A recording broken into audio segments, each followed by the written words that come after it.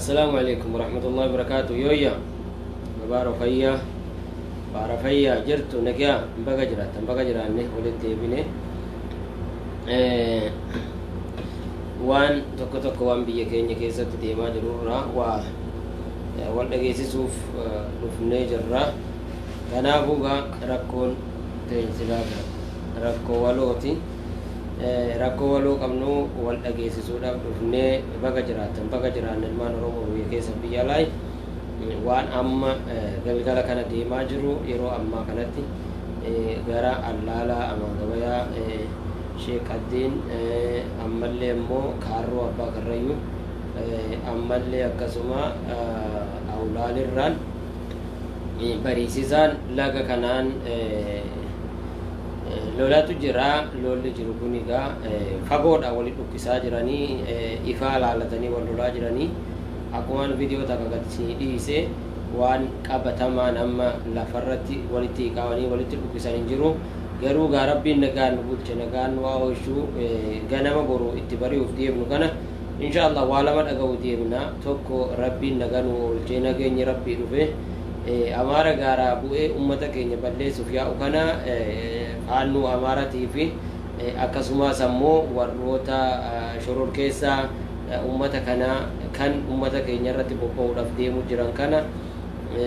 Rabbiin nurraa haa deebisu, Rabbiin karaa haa deebisu. Waa lama kana dhaga'uuf jirra boru ganama inshallah sa'aatii akka Itoophiyaatti sa'a lama dira hanga sa'a sadii waan irra bule waan haaraa isiniif hinna. Ammaaf kan jiru wal gaarreeffannaa jira wal afaan jiranii inshallah gaa Rabbiin nagaan nu bulchi nu haa oolchu, nagaan nu haa bulchu, borullee nagaan nu haa oolchu. Rabbiin biyya keenya nagaan waa godhu. Ummanni Oromoo ni naga barbaadna biyya keessatti biyya alatti illee waan shakki hin qabne akka ummanni keenya naga barbaadu, ummanni Oromoo ummata naga barbaadu. Eessattuu ummanni keenya lolan barbaadnu, ajjeecha illee hin barbaadnu, qabeenya namallee hin barbaadnu. Ummanni keenya hulaa isaan irratti dhufanii du'aa jiranii, hulaa teenya irratti du'aa jiranii. Garuu immoo sagalee isaanii ol kaasanii Amaarri akkasitti dhumate, Wallaggatti dhumate, akkasitti dhumate iyyanii nu wajjin iyyaa jedhanillee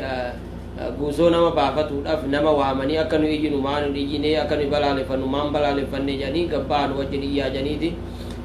ummata waammataa jiran nama waaman. Ammoo nu bira ammoo nama keenya wareegaa ajjeesaa qeerraa buqqisaadha. Waan sagaleen ummata keenyaa dhagahamaan jirtu lola dheengaddaa keessatti obboleeyyan keenya ummanni keenya nama 17tu wareegame. Rabbiin jannatatti isaan haa maku. Nama 35tu madaa'ee ammallee gaati isaan madoon sunu warri haakiman argatintu jira, warroota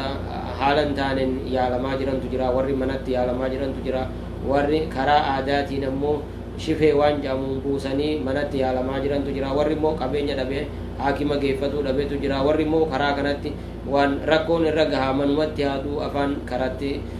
faannuun Amaaraa nu jala ajjeesurra manuma keenyatti taa'ee haaduu warra deemoo kana filatee manatti haaduu jee bira taa'utu jira, kanatu jira. Kanuma odumaa suni jiru madoon kaleessaa oduu haakiman argatin lolli haaronni baramuudhaaf Amaarri nutti gadi qophaa'aa jira. Silaa yeruma hunda ofumaa jalqabanii Oromoo abbaa badii godhanii obboleeyyan keenya gaati nu qophaa'aa jiranii wal faannuun Amaaraa kaleessarraa dheengaddarraa makiina wal fidaa turte bakka amma irranaan gadi wal fidaa turanii gara eessa maal meedaarraan irranaan gadi wal fidanii Allaalamaan gabayaa kanatti dheengaddallee kaleessallee haxaayyittillee liyyuu haayilii isaaniiti. Wanni hundinuu ati jarri jarumaa liyyuu haayiliin ta'uunis kanuma isaaniiti. Lafa kanarraa wal fe'anii achitti dhufaa turanii. Kanaafuu silaamu akkuma agarreettis maal faannuun fi የባህርዳር ፋኖ የጎንደር ፋኖን ማሬ አቺቲ nu qaqqabaa kottaa jedhanii silaa wal waamaa turanii faannuun isaanii suni dhufee jira. Kanaafuu ummata keenya galgala kana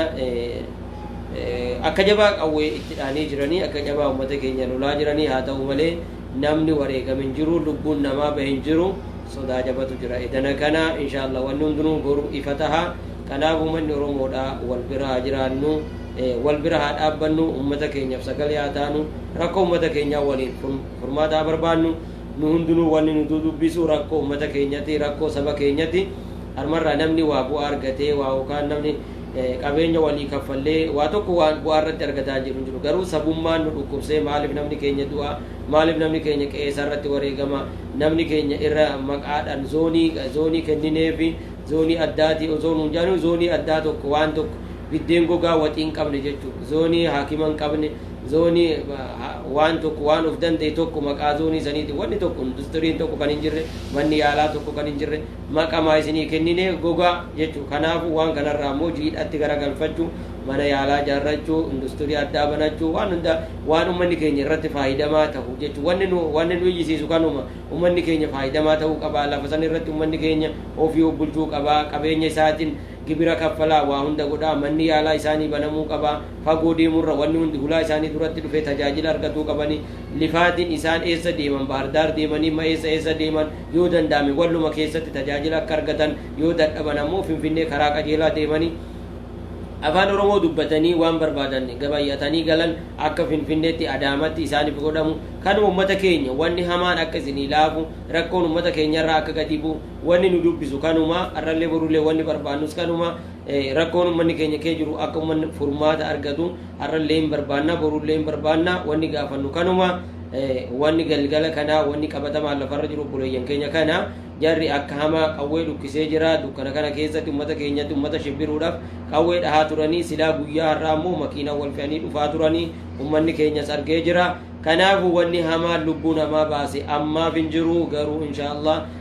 wanni sodaatan boru ganamaa fi rabbiin ummata keenya waan gaarii nu haa dhageessisu hamaa rabbi nurraa haa qabu naga nuuf haa oolchu kadidee dhufe immoo rabbiin wanni isaanumatti haa deebisu warri boolla'is diiqote ofii kee kufaa rabbi isaan keessaa kuffisu nurratti milkaaniin galini rabbiin isaan haa kasaarsisu nama haqaan malee mana namatti nama loluudhaaf wal waamee dirmatee deemu inshaallah isattuu rabbiin hin gargaaru kanaafu kanatu jira buleeyyan keenya kanumaan dhaamsa kiyya isin biraan ga'uu dhufe wal quba haa qabaannu wal bira haa jiraannu waan kanatu jira kanatu deemaa jira lolli harkaan wal qabee walitti dhahaa jiru hin jiru garuu galgala irratti walitti dhadhaanii turan dukkanuma keessa isaanis achi as lolanii kanis achi lolaa turanii garuu ammoo haa ta'u malee amma lolli walirraa dhaabbatee jira qawween dhukka'aa jirtu hin jirtu garuu ammoo ganama boruutiif baay'ee sodaachisaadha kanaafu faannu namaraa wal jaartee dhuftee jirti ganama kanaaf of eeggannoo cimaa ummata keenya barbaachisaa oromoon bakka jirtu ummata keenya sagalee ta'uun bira dhaabbatuun rakkoo ummata keenya furmaata akka argatu waliin haa barbaannu furmaata ummata keenya waliin haa finnuun isiniin jaa ulfaadhaa galatoomaa wayyoomaa sagalee matanaan dabarfachuu dhufe yeroo dheeraallee turuufi miti kanaafu nagaan bulaan isiniin jaa wassalaamu